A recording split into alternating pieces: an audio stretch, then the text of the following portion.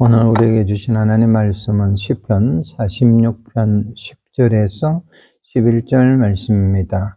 이르시기를 너희는 가만히 있어 내가 하나님 됨을 알지어다.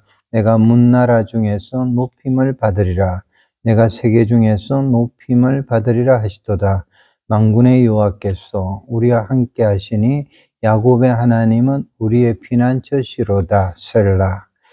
침묵과 신앙 하는 제목으로 오늘 주일 말씀을 증거하겠습니다.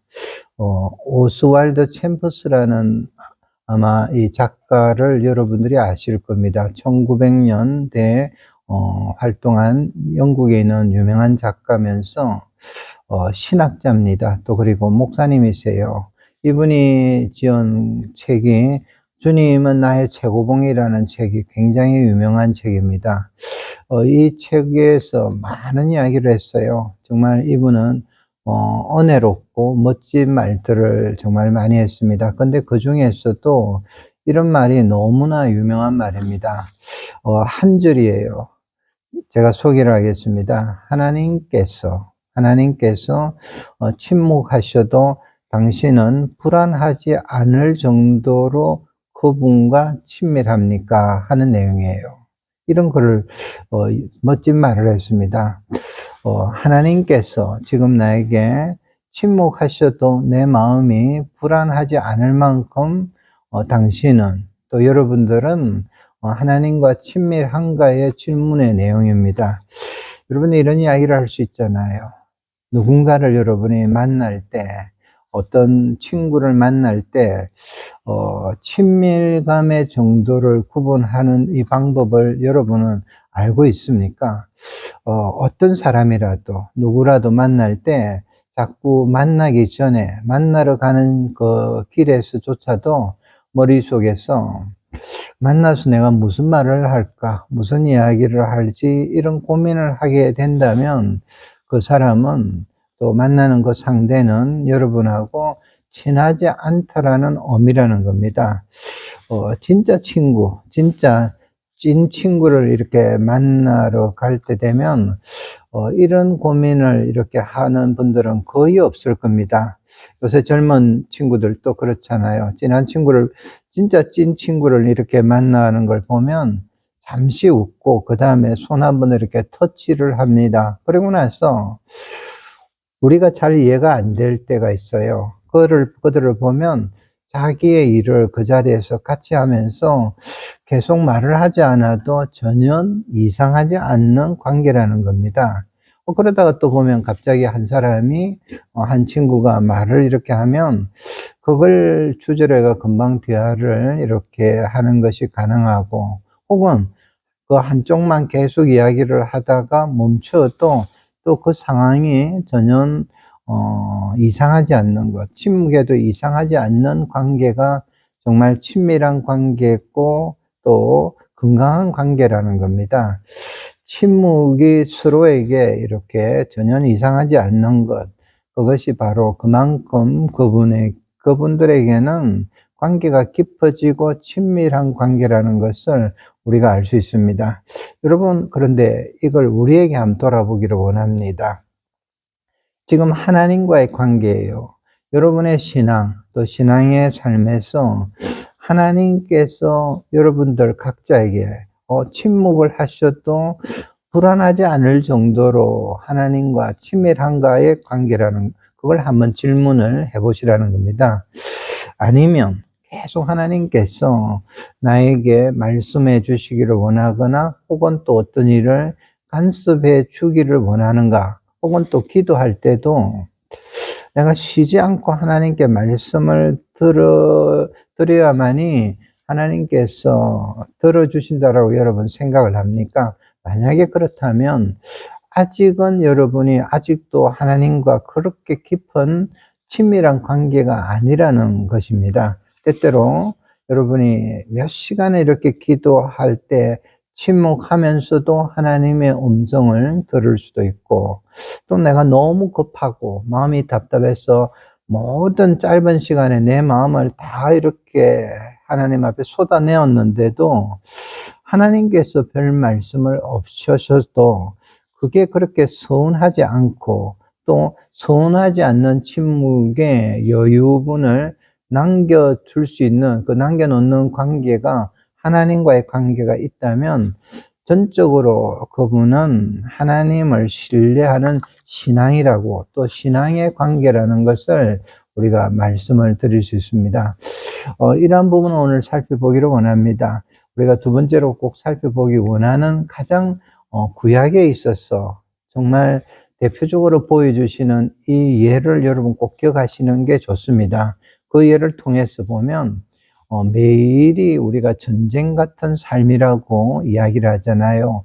그 삶 속에서도 하나님께서 일하시는 방법과 또 어떤 사람들을 통해서 일을 하시는가를 알 수 있습니다. 하나님은 그들에게 주시는 게 있어요. 바로 침묵을 명령을 하신다라는 겁니다. 여리고성 이야기입니다. 난공불락이라고 이렇게 부르는 여리고성, 이 여리고성을 공격할 때 공격을 앞둔 시점에서 하나님께서는 이 이스라엘 백성들에게 명령하신 것이 바로 침묵입니다. 이 침묵의 명령을 했는데 이 정말 중요한 작전이 필요한 시점에 주신 명령입니다. 이 명령 앞서서 여호수아는 이미 여리고성을 정탐을 한 것을 우리가 잘 압니다. 정탐을 보내고 근데 그 정탐하는 것과 그 내용을 하나님께서는 허락을 하셨습니다. 전쟁에 앞서서 할 일을 다 허락은 하신 겁니다. 그런데 이제 전쟁이 시작이 되었습니다. 시작이 되는 그 시점, 그 자리에서 여리고성을 공격하는 작전과 명령은 하나님이 너무 단순한 명령을 주셨습니다. 그 명령이 여호수아서 6장 10절에서 12절에 나옵니다. 제가 읽어드리겠습니다. 여호수아가 백성에게 명령하여 이르되 너희는 외치지 말며 너희 음성을 들리게 하지 말며 너희 입에서 아무 말도 내지 말라. 그러다가 내가 너희들에게 명령하여 외치라 하는 날에 외칠지니라 하고 여호와의 개가 그 성을 한번 돌게 하고 그들이 진영으로 들어와서 진영에서 자니라. 또 다음 날이에요. 또 여호수아가 아침에 일찍 일어나니 제사장들이 여호와의 궤를 메고 이런 말씀을 이렇게 기록하고 있습니다. 여러분 한번 생각해 보십시오. 이 명령 조금은 무모하지 않습니까? 또 여호수아에게는 이성적으로는 받아들이기 어려운 명령이었지만은 그는 정말 이 어려운 것, 이 어려운 명령을 다 받아들이고 나아가기 시작을 했습니다. 하나님께서 주신 작전 지시이고 명령이고 근데 그 명령이 바로 이거잖아요.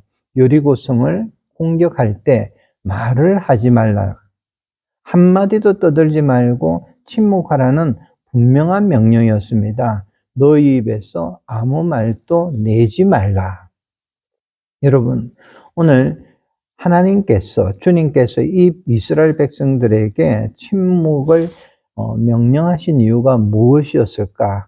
우리가 살펴보려는 게 주된 내용이 여기에 있습니다.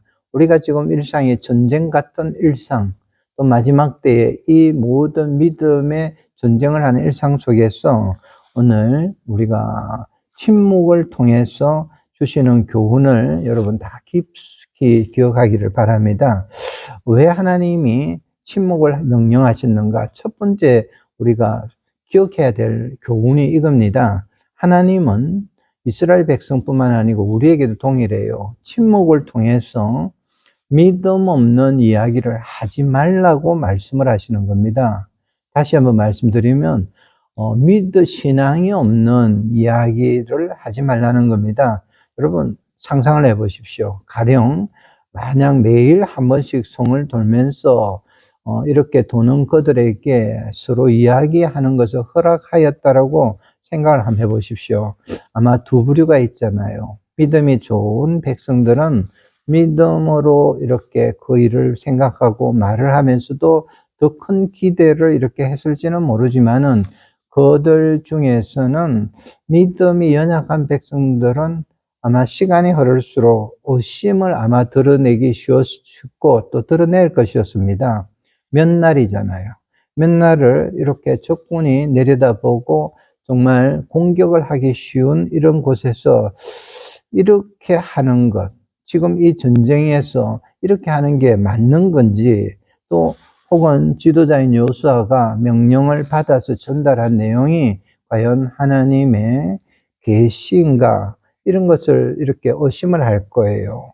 그리고 나눌 겁니다, 대화로. 그러면서 하루는 지났는데도 둘째 날, 셋째 날 이렇게 계속이 지속이 되면 아마 한 6일, 5, 6일 되면 성령을 이렇게 함락에 대한 기대는 아예 없어졌을 것이라고 이렇게 우리가 볼 수 있습니다. 여러분, 이 명령 앞서서 여리고성을 함락하라는 명령을 앞서서 하나님께서는 요단강을 이렇게 건너게 하신 다음에 가장 먼저 이들을 하신 일이 있어요. 뭐냐면 할례를 이렇게 받게 했는데, 그 명령은 이스라엘 백성이 믿음의 공동체가 되게 만드신 겁니다. 그리고 나서 이제 여리고성을 돌도록 명령을 믿음의 공동체에게 명령을 하시는 겁니다. 하나님께서 침묵을 명령하셨습니다. 침묵의 방법을 사용하신다는 겁니다. 전쟁의 자리에서 너 생각의 소리를 내지 말라, 다른 소리를 섞지 말라고 하시는 겁니다.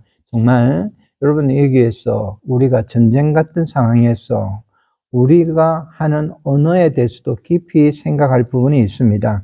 전쟁 같은 우리 신앙의 삶 속에서도 우리 모두는 신앙의 말과 그 외에 자유롭게 모든 말을 할 수 있습니다. 그러나 분명한 것이 있잖아요.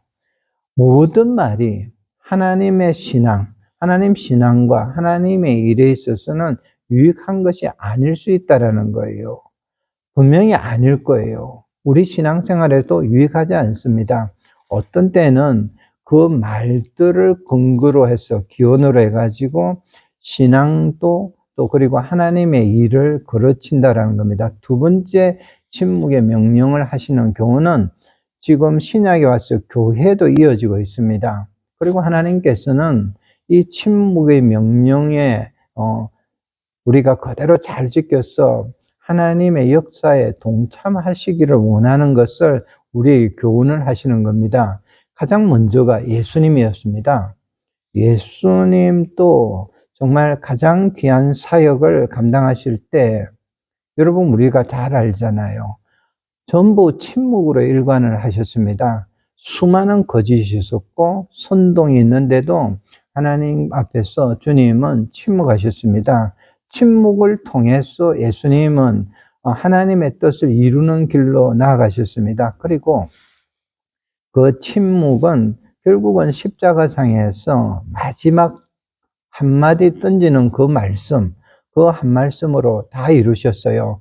다 이루었도다. 이 선포로서 모든 구원의 전쟁이 다 종결이 됐고 끝이 났습니다.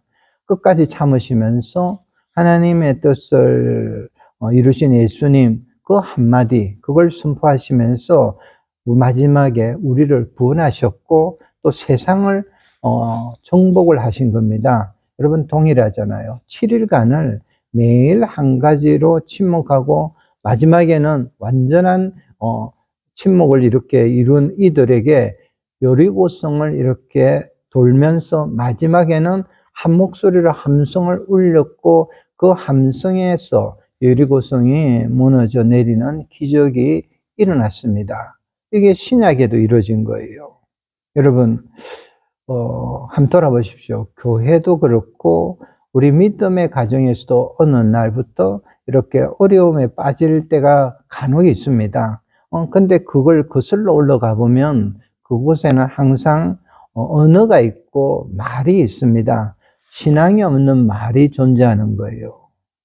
여러분 우리들도 지난주에도 나눴지만은 너무 가까이 지나다 보면 그렇게 또 그렇게 지내다 보면 내뱉는 말들이 주변에서 가깝게 지내는 사람들에게서 보는 말들이 믿음 없는 말들이 있고 그 말들이 정말 선뿌리가 되어서 교회나 성도의 신앙생활을 이렇게 혼란스럽게 할 때가 많다는 거예요.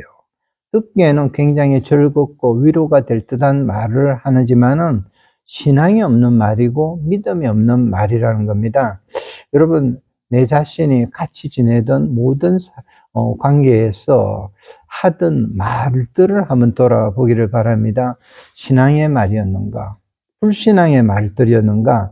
여러분 반드시 한번 판단을 해 봐야 됩니다. 그리고 기억하세요. 우리에게도 예수님처럼, 주님처럼 침묵과 더불어서 나오는 신앙의 언어들, 최후의 말들이 반드시 필요하다라는 거예요.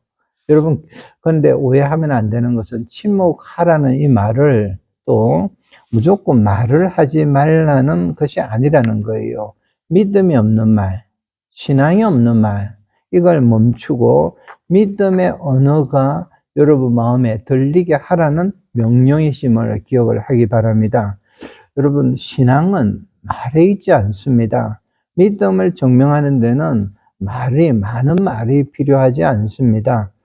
믿음의 언어, 신앙의 말이 이렇게 많은 교회, 또 신앙의 말을 사용하는 가정은 하나님의 역사가 강하게 일어났고, 그 어려운 전쟁 같은 시간 속에서도 하나님께서 역사하시는 기적을 가정에서나 교회에서나 나라에서도 볼 수가 있습니다. 그렇기 때문에 여러분 아마 일상에 매일 전쟁 같던 그 어려운 삶을 걸어가는 전쟁터에서의 길을 걸어가는 속에서도 우리가 마음을 지킬 수 있는 그 하나님의 음성을 들을 수 있는 골방을 이렇게 가지기 위해서 침묵을 하라는 명령 말씀을 기억하면서 걸어가야 합니다. 오늘 여러분이 이 말씀에 집중하고 크신 은혜와 하나님의 말씀을 깨달으면 여러분 마음속에서 또 일생에서 정말 중요한 방 한 칸 아니면 집 한 채를 선물을 받을 겁니다. 제가 시를 잘 소개하지 않지만은 이 시를 꼭 한번 소개하고 싶습니다. 함석헌 선생님의 시예요. 생각의 범주는 다를 수 있지만은 이 시가 너무 좋습니다. 그대는 골방을 가졌는가 하는 시인데 그 서두에 이렇게 기록이 되어 있습니다. 그대는 골방을 가졌는가? 이 세상의 소리가 들리지 않는, 이 세상의 냄새가 들어오지 않는 은밀한 골방을 가졌는가? 이후에 계속 연결이 됩니다.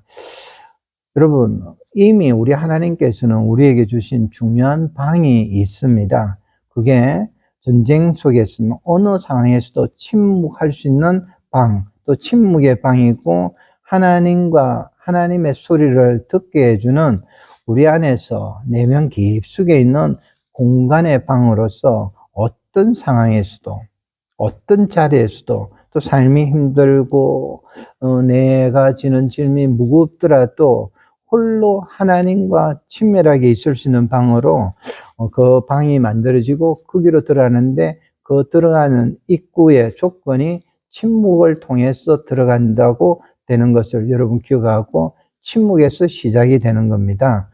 근데 우리가 삶의 전쟁터 같은 이 상황에서 이 소망의 방은, 침묵은 어떻게 존재할 거라는 것을 우리가 이제 좀 나누기를 원합니다. 여러분, 이런 경험을 많이 하셨을 거예요. 어떤 경우에는 내가 하나님 앞에서 제일 친밀하다고 느껴지는 경우가 있었을 겁니다. 그걸 한번 생각해 보십시오. 여러분 잘 아는 찬양을 부를 때 우리 찬양팀들도 마찬가지고 내가 손을 들고 하나님을 경배하면서 찬양을 할 때인가, 또 그걸 계속 몇 시간 할 때인가, 아니면 우리가 큰 소리로 다 같이 통성 기도하며 눈물을 흘릴 때였는가, 그렇게 많은 소리와 또 그것이 있을 때만이었는가를 한번 돌아보고, 그런데 이런 일들을 많은 사역에서 늘 보시던 분의 목사님이 한 분 계시면서 안타깝게도 이 목사님이 은퇴를 하시고 일평생 정말 하나님의 말씀 중심의 교회를 잘 세우시고 교회를 섬기시고 그리고 후배 목사님에게 그 교회를 사역하도록 물려준 다음에 얼마 지나지 않아서 이런 글을 쓰신 걸 보았습니다. 한탄하는 글을 봤습니다. 그게 무슨 내용이냐 하니까 이런 거예요. 목사님이 글 내용에서 어쩌다가 우리 기독교가, 우리 교회들이, 또 성도들이 시끄러운 종교인이라는 인식을 세상 사람들이 갖게 됐을까? 이런 글을 썼어요. 거친 글이잖아요. 여러분, 안타깝다라는 겁니다. 왜 이렇게 떠들 때 친밀함을 느낀다는 겁니다. 우리 아우구스티누스의 유명한 글이 있습니다. 여러분 꼭 한번 기억하십시오. 제가 읽어 드릴게요. 하나님 앞에서 우리의 입술을 닫고 영혼을 열으십시오. 그러면 우리의 심장이, 우리 입이 아닌 우리의 심장이 하나님께 이야기합니다. 여러분, 성경 말씀은 하나님께서는 우리가 이렇게 하나님 앞에서 친밀하심을 원한다고 항상 말씀을 합니다. 여러분, 오늘 본문을 정말 많이 묵상하십시오. 한 가지를 경험하게 될 거예요. 복음입니다. 우리에게 너무나 귀한 복음을 아마 경험을 할 겁니다. 보이지 않고 들리지 않아도 침묵하고, 전쟁 가운데서 침묵하고 걷고 있는 백성들이 있는 그곳에서, 그 자리에서 돌고 있을 때도 하나님은 그곳에서 일하고 계셨다라는 것을 우리가 알게 됩니다. 10절 말씀이에요. 이러시기를 너희는 가만히 있어 내가 하나님 됨을 알지어다. 너희는 가만히 있어 내가 하나님 됨을 알지어다. 앞부분에 가만히 있으라는 말을 히브리어로는 라파라고 합니다. 이 라파라는 말 동사인데 떠나다, 떠나보낸다 이런 뜻이 있는데, 그 말을 기준으로 해서 보면 아무것도 하지 않는다는 것이 아니고, 가만히 있는 상태도 아니고, 손을 내가 지금 웅크리고 있던 것을 펴서 그동안에 붙들고 있던 걸 떠나보내는 것, 저는 좋아하는 표현이 아니지만은 마음을 비운다는 이렇게도 표현하지만은, 그러나 정확한 성경 해석은 이렇습니다. 다른 성경에는 너희는 잠깐 손을 멈추고 하는 이 말로 번역을 하기도 하고, 너희는 잠잠하라 혹은 침묵하라고 이렇게 번역한 성경이 있습니다. 그 다음에 내가 하나님 됨을 알지어다. 여러분, 두 단어잖아요. 가만히 있으라, 그리고 하나님 됨을 알라. 이게 연결하면 더 깊은 교훈이 있습니다. 모든 것이 멈추어서 잠잠히 있을 때라도 결국은 내가 하나님 됨을 너희들은 알게 될 것이라고, 또 그리고 모든 역사를 준비하고 계신다라는 것을 말씀을 하는 겁니다. 그래서 우리가 침묵하라는 이 말씀, 가만히 있으라는 말씀은 말을 삼가고 생각도 가라앉히는 겁니다. 우리의 생각, 이성적인 비판을 정지하는 겁니다. 이 이성적 비판을 다 좀 멈추고 하나님의 뜻을 기다리는 겁니다. 간혹 이런 분이 있잖아요. 하나님 어찌할 겁니까? 어떻게 되는 일입니까? 여러분, 이런 비판적인 그 생각, 이것도 마음속에서 말을 멈추고 조용해가지고 하나님 됨을 알고 하나님의 뜻을 기다리는 믿음, 신앙이 있어야 하는 겁니다. 여러분, 실제로 사실은 모세도 여호수아도 이런 경험함이 없는 명령들이었을 겁니다. 여호수아는 더 그렇잖아요. 오늘 첫 명령이었잖아요. 그런데도 다만 하나님의 말씀을 받아가지고 항상 전할 뿐이었습니다. 하나님을 그렇게 하는 침묵 속에서는 하나님을 알 것이고 또 하나님을 보게 될 것이라는 겁니다. 이 말씀을 여러분들이 적용을 했어요. 그런데 전 서울대학교 교수님이었던 배철령 교수님이 이 말씀을 자기는 이렇게 받아들였다라고 하면서 해석을 자기 스스로 했습니다. 너희는 가만히 있어 내가 하나님 됨을 알지어다. 이것을 고요하면, 나는 내가 하나님 말씀하시는 것, 너희가 고요하면 너는 내가 하나님인지 알게 될 것이다. 이렇게 분역도 하고 해석을 하고 자기 자신에게 주시는 말씀으로 먼저 받았어요. 왜 그러냐 하니까 고요하라와 알라, 이것이 둘 다 자기가 묵상하는 건데 명령하시는 말씀이기 때문에 그런 거예요. 고요하라. 그러면 내가 하나님인지 너는 알게 될 것이다. 내가 하나님인지 알기 위해서 너는 고요하라. 이렇게 말씀을 받고 항상 새겼다라고 합니다. 여러분, 이 말씀을 우리가 침묵과 신앙이라고 제가 이렇게 드리는 것은 이 침묵으로 인해서 여러분 우리가 출발한 이 신앙의 끝을 우리는 분명히 보게 되는 놀라운 결과가 있을 것임을 오늘 말씀을 하시는 겁니다. 하나님께서 말씀을 하세요.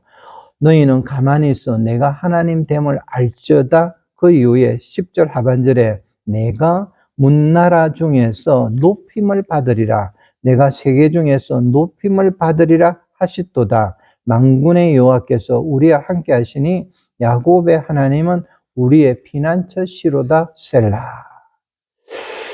답답하기 그지없는 그 전쟁 같은 모든 상황 속에서 침묵한 뒤에 하나님의 이 놀라운 역사를 경험했던 이스라엘들, 또 특별히 그 안에서 정말 찬양을 준비했던 고라 자손의 찬양이 바로 우리가 오늘 읽은 우리 시편 이 말씀이라는 거예요. 시편 46편이 전부 그 말씀입니다. 이 구절을 통해서 정말 깊이 묵상한 많은 우리 성도들이 영적인 영감을 받고 찬송을 지었습니다. 놀랍게도 마르틴 루터가 이 시에 영감을 받아서 찬송을 지었어요. 그 찬송이 내주는 강한 성이요. 이 찬송을 지었습니다. 종교개혁을 감행하는데 다가오는 그 수많은 전쟁 같은 상황, 고난, 역경, 어둠이 이렇게 다가왔을 때 이 찬양을 지었던 겁니다. 여러분 기억하십시오. 모두 승리했잖아요. 근데 여러분 오늘 이 말씀을 결론을 드리겠어요. 모든 사건, 전쟁 같은 상황도 목적적 역사가 있다라는 거예요. 여러분 이 전쟁도 헛된 일은 하나님께서 절대 하나님 앞에서는 없습니다. 또 잘못된 일이 없는 거예요. 여러분 우리가 오늘 이 말씀을 우리가 침묵의 명령을 받았을 때 하나님은 실수하시는 분이 아니라는 겁니다. 또 잘못될 일도 없습니다. 우리가 전쟁을 이렇게 걸어갈 때 있을 일이 있을 뿐인 겁니다.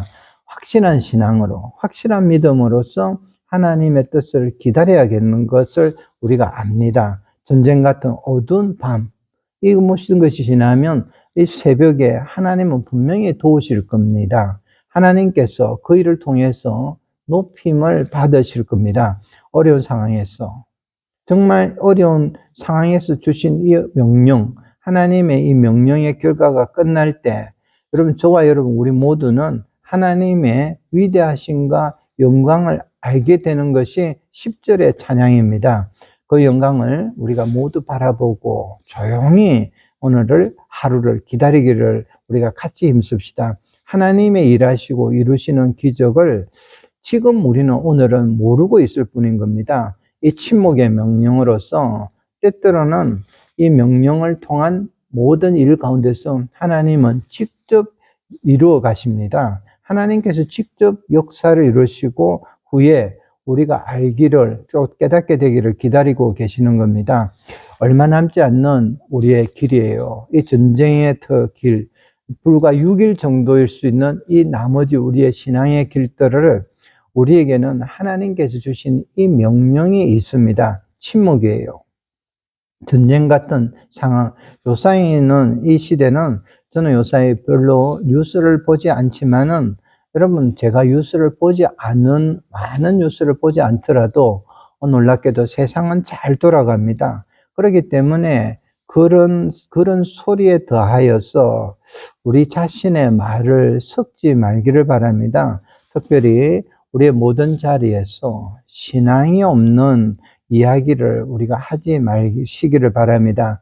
여러분 이미 시작된 전쟁에 이 자리를 이렇게 걸으면서도 우리에게 주신 하나님의 최고의 명령은 침묵 명령입니다. 그 침묵으로 인해서 그 길에서 하나님께서 하나님 되심을 우리는 알게 되고 알기 때문에 우리에게 주신 겁니다.